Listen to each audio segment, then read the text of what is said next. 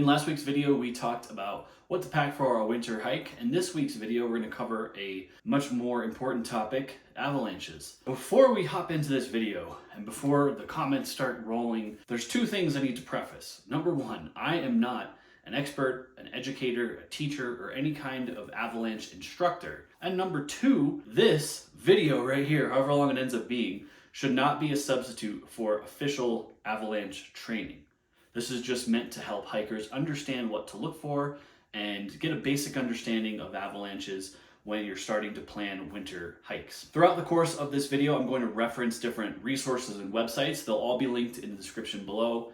Anything that I'm screenshotting, basically. So first up, we're going to talk about snow levels. So obviously, an avalanche needs to have snow in order to even have a threat of occurring. So what I like to do before I'm hiking, typically this is like a shoulder season type of thing. So if I'm later into June, July, or if I'm earlier in November and maybe October even, and I'm not sure what snow conditions are, there are a couple different websites you can use, but essentially they'll just be able to tell you a general idea of how much snow is in the area. This is important because obviously you'll reference the last week's video I put out on what to pack, but also if there is snow in the area, you should start to research avalanche conditions and forecast, which we'll talk about now. So here in Colorado, we're very lucky to have some great avalanche resources that are free. The main one that everybody in the state who's venturing into the backcountry should be using is called CAIC, or Colorado Avalanche Information Center. In recent years, CAIC has put in a ton of resources into developing a new mobile app and a website which can tell you the forecast and observations by zone. In recent years, they've even gotten more specific with breaking up, let's say, the 10-mile range or the Sawatch range into different pieces, because of course, snow levels and observations and conditions are going to change mountain to mountain, really. If you're not in Colorado, other states, I know Utah has one, I believe there's one in California as well, but in general, I believe they're becoming more popular across really the western United States, where a lot of avalanche activity occurs. And then of course, even in the Northeast, there are resources as well that you can check out. But the first step is to familiarize yourself with whatever area you're traveling in, understand this information that's out there for free.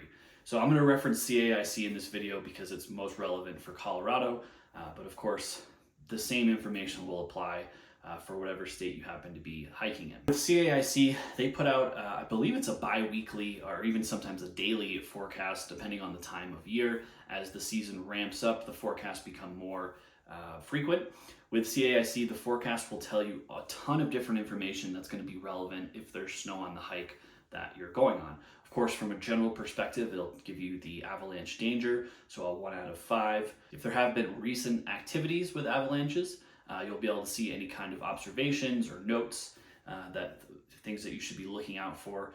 When we talk about what to look out for, they'll typically reference aspect or elevation. The slope aspect, or what direction the slope faces, becomes important as you get more familiar with avalanches. You'll start to understand patterns of things like what faces north, what faces south, east, west, northeast, etc. We talk about recent observations or what to look out for in the forecast. There'll be things mentioned like wind loading, recent snow totals, whether when you're in the spring, wet slide activity, things like that, again, as you have more information and start to understand the better picture and bigger picture of avalanches, these all become very key components to your general understanding of what's going on in the mountains in regards to avalanche activity. Now that we have some kind of observations, you have a general understanding of what's going on in the mountains, you're going to move forward in planning that hike. The next thing, and I think this is, if you take nothing else out of this video, one of the most important things would be slope angle. Most avalanches occur between 30 and 45 degrees slope angle. So obviously when you're hiking, there are different slope angles from foot to foot, mile to mile, etc. But this is the terrain where most avalanches happen. It's important to understand this because I think a lot of times when we talk about hiking and avalanches, or avalanches in general, a lot of the accidents that happen, I think people assume, oh, it was a skier, it was a snowboarder. When in reality, snowmobilers, they get into accidents a lot, and hikers can certainly be involved with that equation as well. So just because you're hiking and not skiing or snowboarding or snowmobiling, you still need to have an understanding of the different aspects and components of the mountain that could be potentially dangerous to you on your hike. When we talk about slope shading, there's a great resource that comes into play. It's free, it's CalToppo. So CalToppo has a number of different mapping uses, but for the sake of Avalanches, we're going to talk about the slope shading filter or layer. So with this layer, it'll show you exactly what the slope angle is on different parts of the mountain. Now, something to mention about this is not the end all be all. This is not the most accurate information in the world. There could certainly be variances to it. Now, of course, you can't not trust everything in the world, but you do need to not just say like, oh, well, this is 25 degrees instead of 30 degrees, so I should be okay. That is certainly a good place to start, but should not be the end of your decision making. So with CalToppo, you can do a couple of different things. You could load your GPX file into their system with a free account, and then you can literally see where it ventures in terms of the slope angle and what that means in terms of potential avalanche activity on your day. But you can also, in some cases, just look up the trail on the map itself. And literally follow it up the mountain. Now again, keeping in mind that sometimes in winter, you cannot take the standard trail because, let's say there's a cornice or in the sake of quandary, the winter trail really diverts you around a lot of the avalanche terrain. It's again a general point to start and understand where your trail is going and how that might be affected by avalanche activity. We talked in my winter hiking video about probe, beacon, and shovel, the three pieces of gear that you should absolutely have on you if you're venturing into avalanche activity. Knowing how to use them, of course, is the most important thing. Each of these three pieces will have different uses potentially throughout your day as you hike. Number one and most important, you know how to use them. Otherwise, you're just carrying around a bunch of weight for no reason. Next up, I think it would be a little hypocritical for me to dwell on this point super heavy, but I definitely would recommend having a partner if you can when traveling into any sort of mountain that might have avalanche activity. Of course, I have tend to hike solo a lot, and there's definitely been cases where I'm traveling in avalanche dangerous areas and I have been by myself. The reason why a partner I always recommend is because number one, you have a second set of eyes to help make more observations as you're hiking through the field.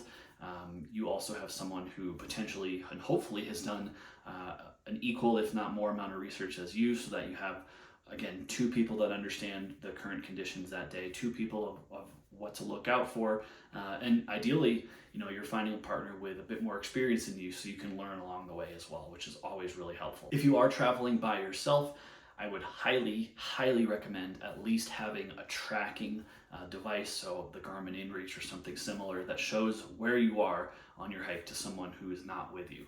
And now I know this is going to sound potentially pretty morbid, but it could be a reality and hopefully is not. But if you happen to get injured or, God forbid, buried in an avalanche, at least someone outside of you knows where you last were seen. This likely will not help you in the moment. At least it's some kind of piece of information for someone who's not with you, whether it's body recovery or something. Again, pretty morbid along those lines, but I think it's at the bare minimum the least responsibility that you have if you decide to travel solo. And when we talk about traveling solo, this goes for any time of year, really. I always leave a note on where I'm going. I track, so Jackie knows where I'm at.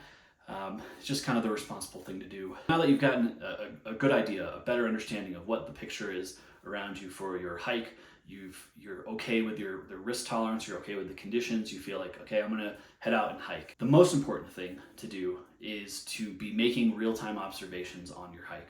So these could be making observations like very obvious of cracking in the snow or a woof kind of sound when you're traveling through snow terrain. The cracking and woof both indicate that the layers below you are probably not supporting your weight, or at least they haven't supported other people's weight in the past. And to me, these are kind of two signs of we should probably turn around if things don't improve drastically or the terrain changes drastically, where the snow level has decreased, the angle is not steep, so we're not getting ourselves into more danger. Things like wind loading, also very important. Wind loading is a much bigger topic in video and education, but you can kind of, the very simplest term would be, in one spot, let's say we have 5 inches of snow, and then 5 feet to the right, there's 2 feet.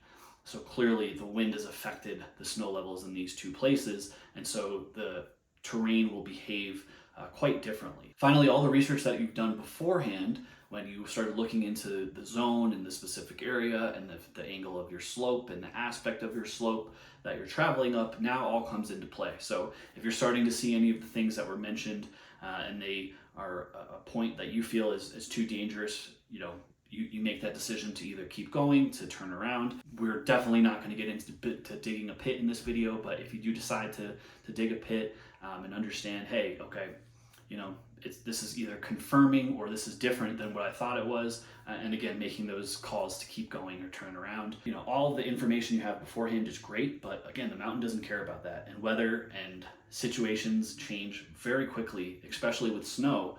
So it's always important to use your eyes in the moment as the last stop, as kind of your decision to keep going or turn around in the mountains. I am going to wrap up this video here. Again, I want to reiterate, this is by no means a replacement for any sort of avalanche education or training or field experience that you should have and continue to seek out if this is something that's important for you to pursue in your future. But I wanted to make this video because I think, like I touched on earlier, so many times people who are hikers don't understand that they too are affected by avalanche conditions. It doesn't just mean a skier. It doesn't mean someone who's shredding this steep, sick looking line on a mountain. It can happen in very well traveled, popular areas.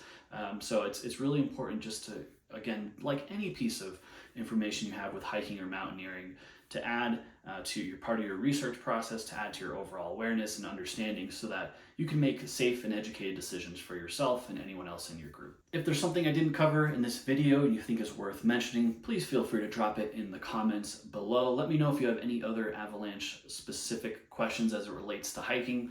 Potentially I'll do a part 2 on this video if people have found it helpful. This is not a replacement for any sort of formal avalanche training experience, and I am not a guide, I am not a teacher, I am not someone who is an expert on avalanche knowledge. I'm just spreading more awareness to those of you who want to be hiking in the winter months. To not miss any future hike-related content, go ahead and hit the subscribe button. Throw this video a thumbs up.